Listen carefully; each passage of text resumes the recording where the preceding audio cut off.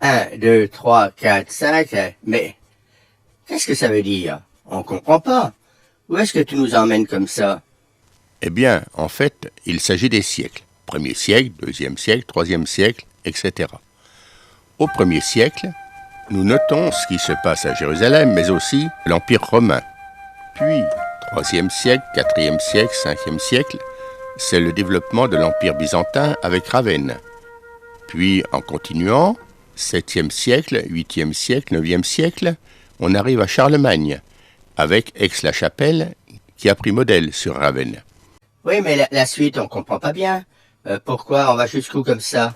Eh bien, la suite, c'est au Xe siècle, Cluny, au XIe siècle, Cîteaux, XIIe et XIIIe siècle, c'est là que nous nous arrêtons pour découvrir une magnifique réalisation, celle de la basilique Saint-Jean de Chaumont en Haute-Marne.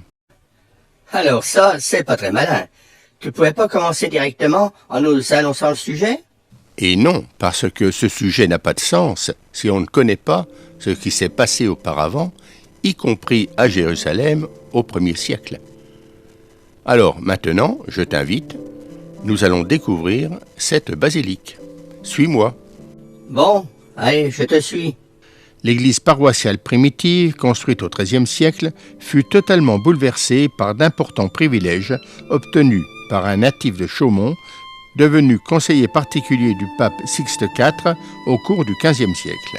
La cohabitation de différents styles architecturaux et ornementaux au sein d'un même édifice aboutit rarement à un ensemble aussi cohérent que celui que l'on constate à la basilique Saint-Jean-Baptiste. Si l'œil exercé s'arrête sur de nombreux détails révélant sa riche histoire, la mise en valeur sans cesse renouvelée de l'église et de ses décors intérieurs lui donne un aspect harmonieux, également apprécié du grand public. La nef de l'église se décompose en 4 travées jumelées couvertes par des voûtes sexpartites. Notre première vision de la nef nous permet de découvrir le très joli banc d'œuvre représentant Saint Jean-Baptiste baptisant le Christ. Ah, dis donc, avec tout ce qu'il y a à voir, on n'est pas prêt d'en sortir. Écoute, je te propose dans un premier temps de découvrir et d'apprécier. Après, on en reparlera. Le chœur est muni d'une grille de clôture du XVIIIe siècle.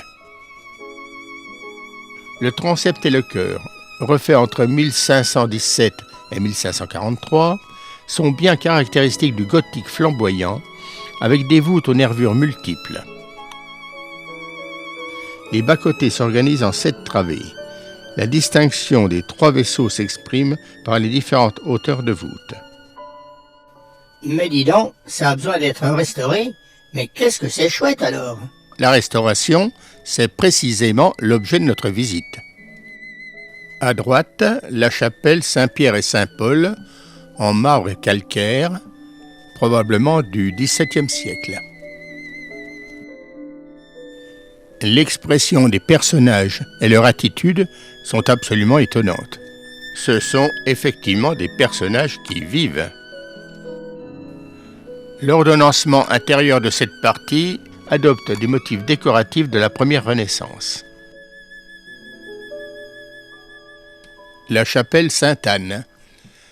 Le martyre de Saint-Hippolyte. Cette fresque datée de 1549 d'un artiste inconnu représente le martyr de Saint-Hippolyte écartelé par des chevaux pour avoir refusé d'adorer des idoles. Les 2 personnages à droite sont les donateurs du lieu où fut bâti ce transept. Ils ont fait don de leur échoppe de cordonnier pour l'agrandissement de l'église. Ils sont également représentés au pied du Christ au lien que nous verrons un peu plus tard. Le tableau L'Éducation de la Vierge par le peintre chaumontois Jean Dalle, tableau du XVIIIe siècle. Voici le Christolien dont nous avons précédemment parlé, avec les donateurs de chaque côté.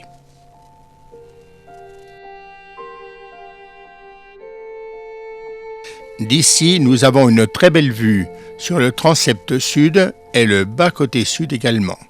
À noter que la largeur des bas-côtés, 6 mètres, est presque aussi grande que celle de la nef, 6 mètres 60.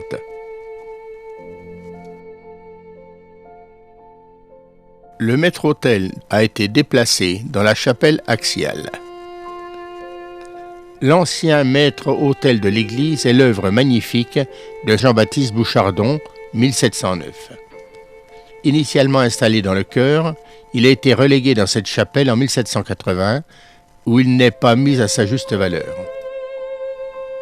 On peut remarquer l'antépendium qui imite le cuir de Cordoue. Au centre, sous l'entablement, trône une Vierge à l'Enfant, au visage sérieux, entourée de Saint Jean-Baptiste, patron de l'Église, représenté en éphèbe, et de Saint Edme, évêque de Canterbury. Nous voyons une très belle Pietà du XVIe siècle.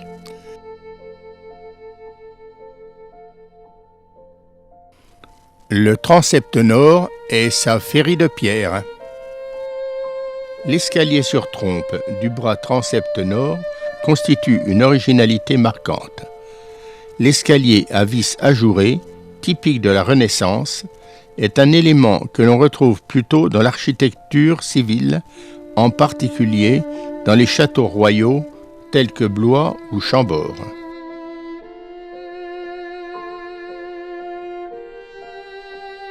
La chapelle Sainte-Marguerite, où nous nous trouvons, a été aménagée dans la seconde moitié du XIXe siècle.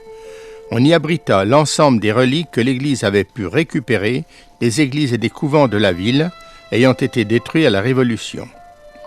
La collégiale possédait des reliquaires en argent, dont un chef de Jean-Baptiste. Toutes ces pièces précieuses ont été fondues par les révolutionnaires.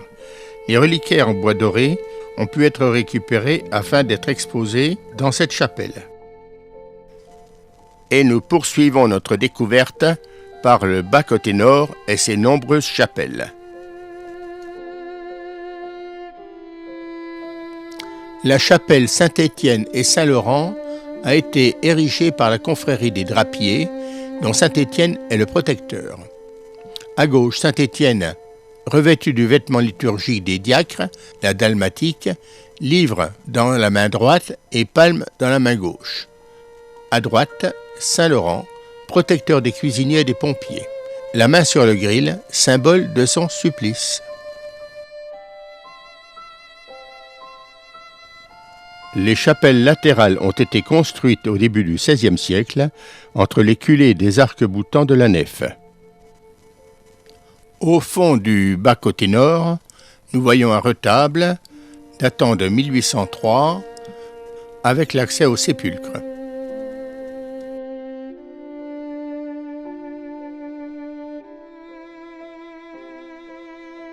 Le bas-côté nord présente un nombre de chapelles extrêmement importantes, toutes plus décorées les unes que les autres. En effet, il s'agit de 5 chapelles qui se suivent, Saint-Yves, Saint-Sébastien, Saint-Roch, toutes avec des spécificités architecturales et décoratives. Cette chapelle Saint-Yves a été érigée par Gilles de Gier, lieutenant général du bailliage de Chaumont, et son épouse Colette Hennequin. Elle était réservée aux présidiales, aux avocats et procureurs qui avaient établi leur confrérie.